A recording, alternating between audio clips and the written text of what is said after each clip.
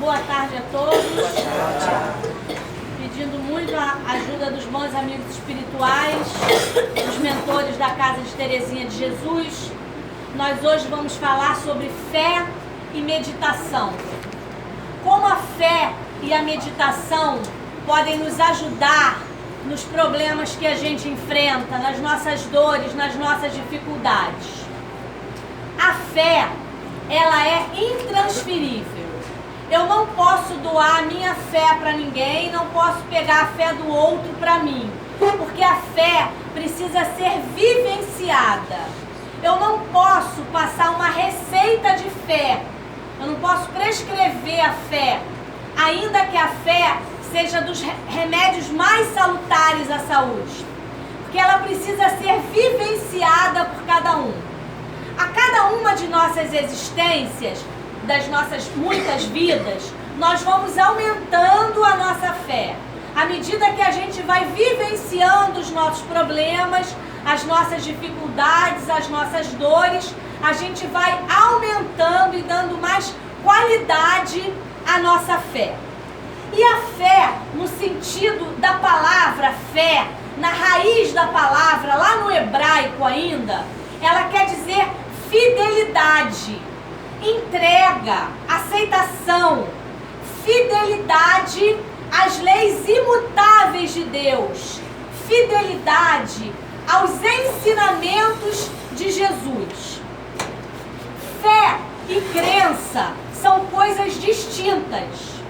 Desculpa. Eu posso crer sem ter fé. Por exemplo, eu creio que o homem foi à lua. Eu acredito nisso. Mas não tem fé nessa minha crença. Fé e crença são coisas distintas. Algumas religiões pregam que basta que a gente creia em Deus e em Jesus que já estamos salvos. E nós sabemos que isso não pode ser, isso não procede. Porque até os espíritos maus, os espíritos desequilibrados, os espíritos maléficos, eles creem em Deus, eles creem em Jesus. O que eles não têm por Deus, por Jesus, é fidelidade, que é o que quer dizer fé. Eles creem que eles existam, mas eles não têm fidelidade às leis de Deus e aos ensinamentos de Jesus. A fé, ela precisa ser vivenciada para que ela tenha qualidade. A fé, ela é curadora.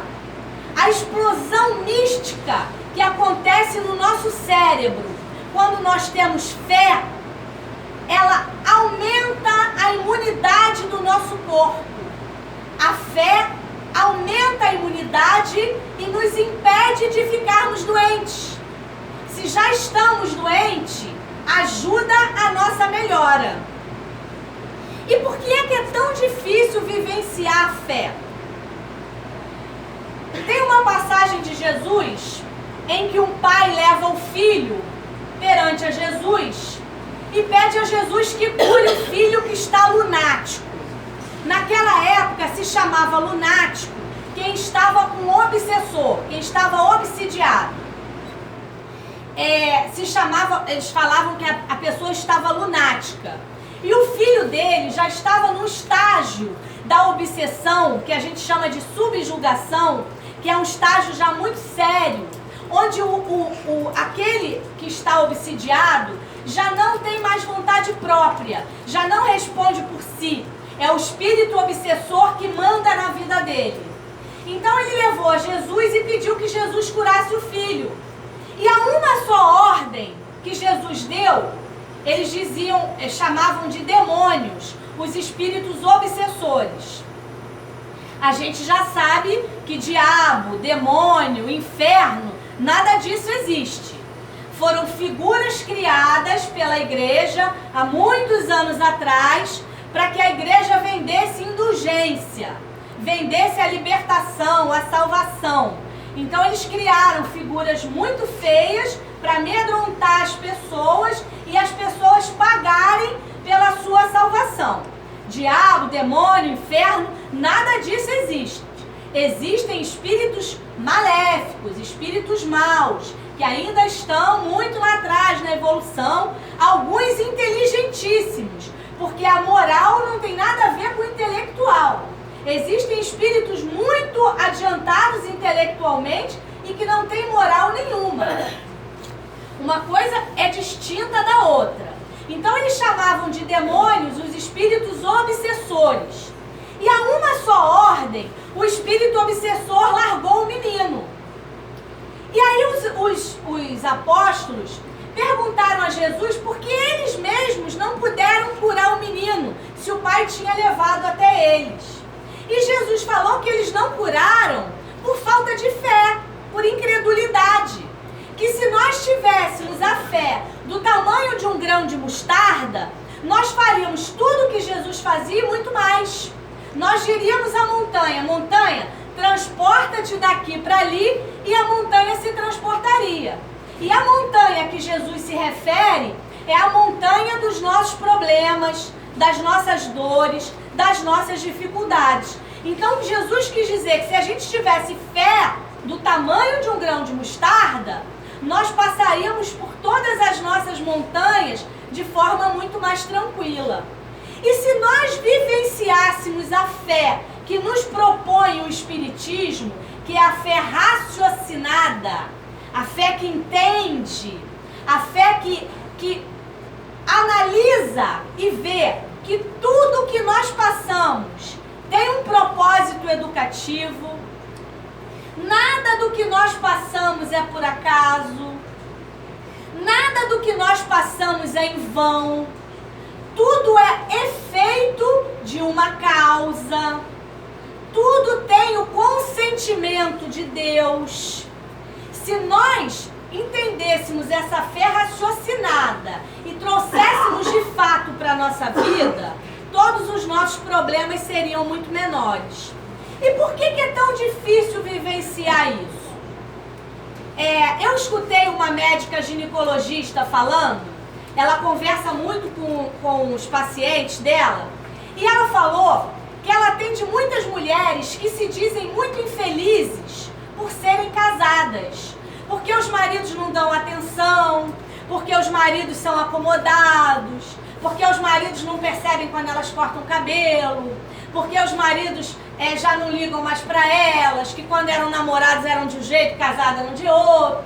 Em contrapartida, ela atende mulheres que não têm maridos e que se dizem muito insatisfeitas, muito infelizes, por não terem um companheiro, por não terem com quem dividir os problemas, as felicidades, não tem um ombro amigo.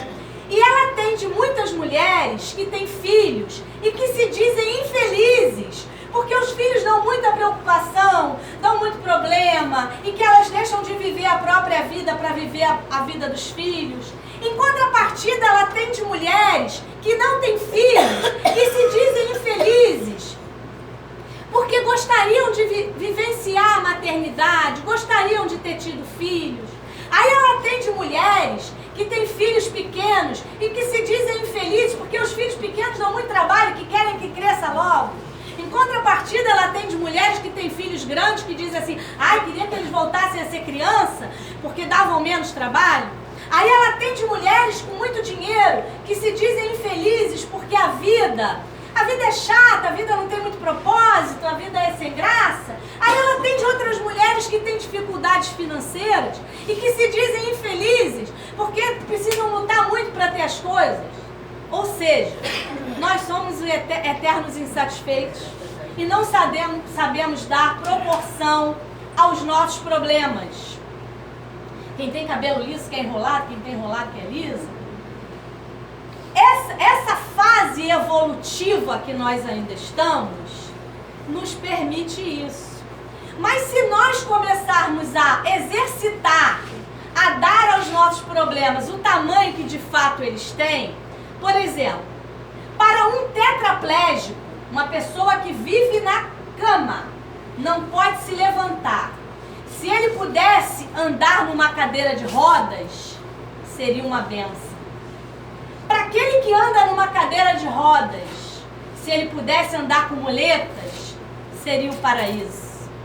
Aquele que anda de muletas, se ele pudesse mancar, seria o melhor dos mundos.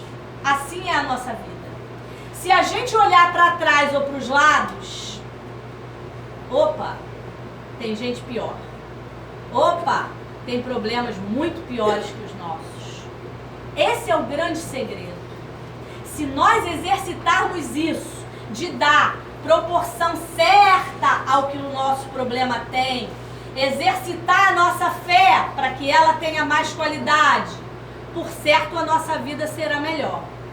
E a meditação? Como é que a meditação pode nos ajudar? A meditação, ela é uma faxina no nosso pensamento. É limpar o nosso pensamento. Há quem ache que o espiritismo seja contra a meditação. E não é verdade, porque até Jesus meditava. Jesus se recolhia e meditava. A meditação, a gente limpa o corpo tomando banho. E muito bom seria que nós limpássemos também os nossos pensamentos. Fizesse uma faxina nos nossos pensamentos. E é isso que a meditação faz. Se nós conseguíssemos meditar, começar com 5 minutos, na internet tem muitos lugares que ensinam a meditação. E a ciência já disse que após 3 meses meditando, o cérebro ele se modifica enormemente. É uma coisa impressionante o que acontece com o cérebro de quem medita todos os dias depois de 3 meses. Então, para que serve a meditação? Perguntaram até a Buda. Buda, o que você ganhou meditando? Ele falou, nada. Não ganhei nada. Mas eu vou lhe dizer o que eu perdi. Eu perdi a ansiedade, a tristeza, a depressão. Perdi tudo de ruim que eu tinha. Então a meditação, ela é uma faxina que traz equilíbrio para o nosso corpo. Porque quando a gente está com a mente sã, quando os nossos pensamentos estão em harmonia, organizados, essa explosão mística que a fé traz, equilibra o corpo físico, levanta a imunidade do corpo. Assim é a meditação. Por exemplo, aqueles meninos que ficaram presos na caverna, talvez tenham sobrevivido porque praticaram a meditação. A maioria deles era budista, os budistas praticam muito a meditação, e o professor fez com que eles meditassem bastante. Porque ali na caverna o ar era rarefeito, eles tinham pouco oxigênio. Então eles precisavam, com a mente, equilibrar o corpo para que eles precisassem de menos oxigênio. Eles tinham pouco alimento, eles só tinham água. Fora que eles não sabiam se eles iam ser libertos dali. Fora o pavor, a ansiedade, o medo, o desespero. Então eles fizeram da meditação uma forma de equilíbrio para esperar o resgate. A meditação, ela tem essa função de nos deixar mais calmos e mais equilibrados. Nós já falamos aqui em outras palestras do benefício do pensamento harmonizado, do pensamento equilibrado. O pensamento é tudo, gente. O pensamento é ele quem promove a fé. É o nosso pensamento que promove a fé. Então a meditação, ela tem esse benefício da limpeza. A gente pode começar com 5 minutos. E a meditação, você tem que se concentrar somente na respiração. Não pode pensar em mais nada. Mesmo que a gente comece e fique assim, será que eu apaguei o fogo? Não, lá. Será que eu fechei a porta? E amanhã eu pago a conta de amanhã com o quê? Mesmo que os pensamentos venham, isso é um exercício diário que a gente vai fazendo até conseguir o equilíbrio de não pensar em mais nada. Os benefícios são enormes. O Espiritismo, ele nos propõe 3 condições muito simples para nós alcançarmos a felicidade relativa gradativa que nos é permitido nesse estágio que nós estamos de evolução. 3 coisas muito simples que nós podemos fazer para alcançar a felicidade. Primeiro, é a posse do necessário. Para que é que eu preciso de 20 pares de sapatos se eu só tenho um par de pés? Então, a posse do necessário. A gente passa a vida inteira achando que a riqueza é que traz a felicidade. Se isso fosse verdade, não haveria suicídio no meio de pessoas ricas. Não haveria tristeza no meio de pessoas ricas. E a gente sabe de vários relatos de pessoas com situação financeira muito boa que são profundamente infelizes. Tem um escritor americano que ele publicou: quer ver um homem destruído e acabado? Realize dele todos os seus sonhos. Realize todos os sonhos de um homem que você vai ver um homem acabado e destruído.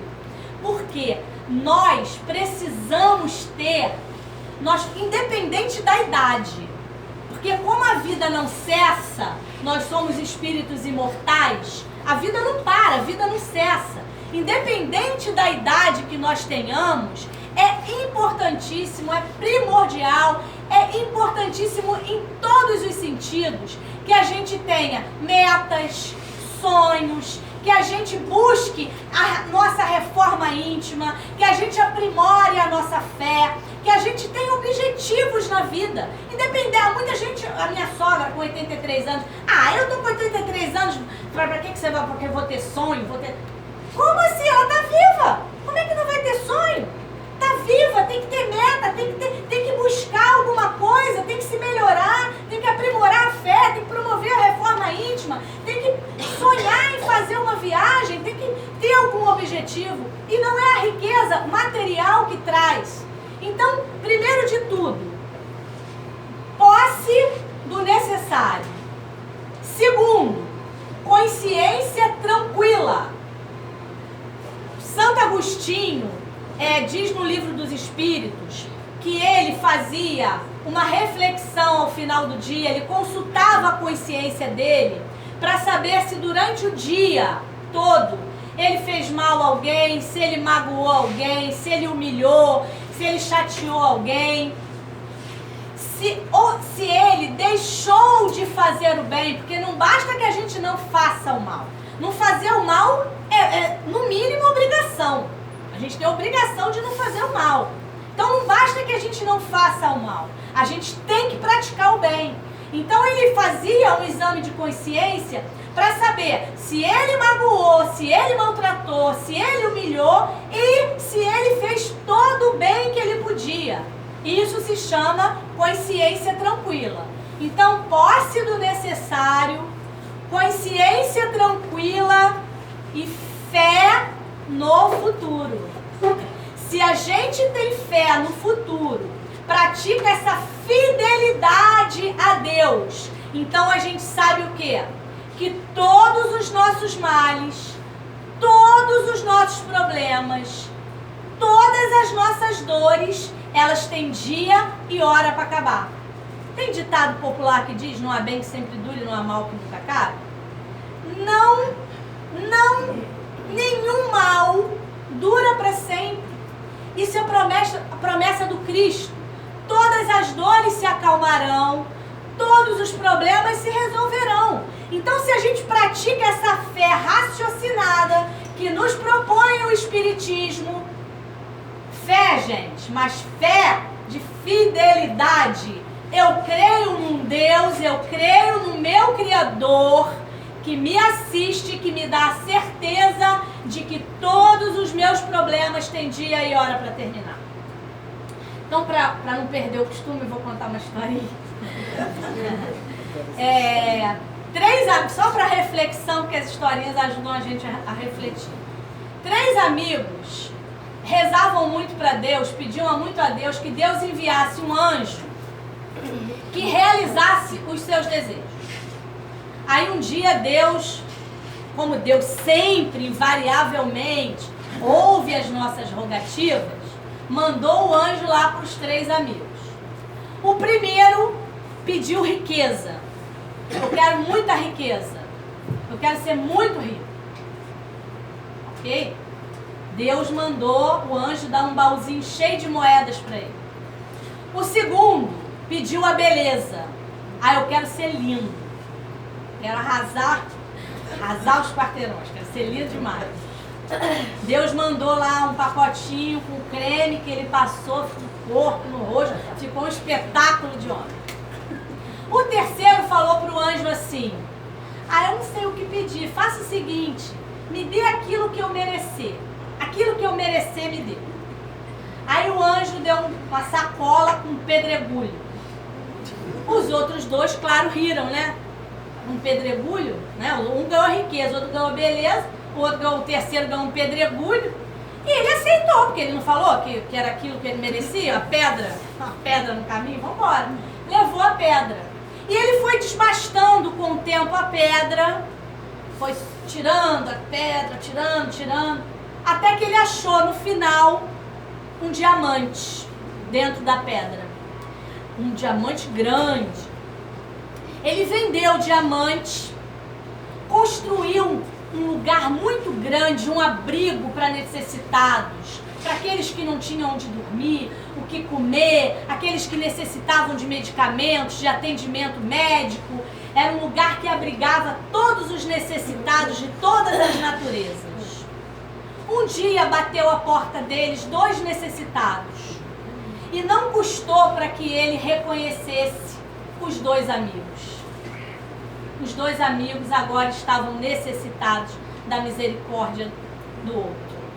Porque se perderam na ilusão que é o dinheiro, o dinheiro não é nosso, ele é emprestado, né? A gente já falou aqui em outras palestras. A beleza, ela é perecível, ela acaba. Um dia a gente envelhece, ela vai acabando, ou a gente adoece. A beleza é perecível, ela não fica. O dinheiro, ele não traz a felicidade que a nossa ilusão acha que ele traz.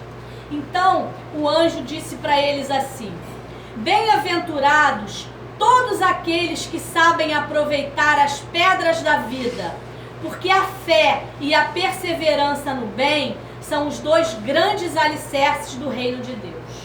Muita paz.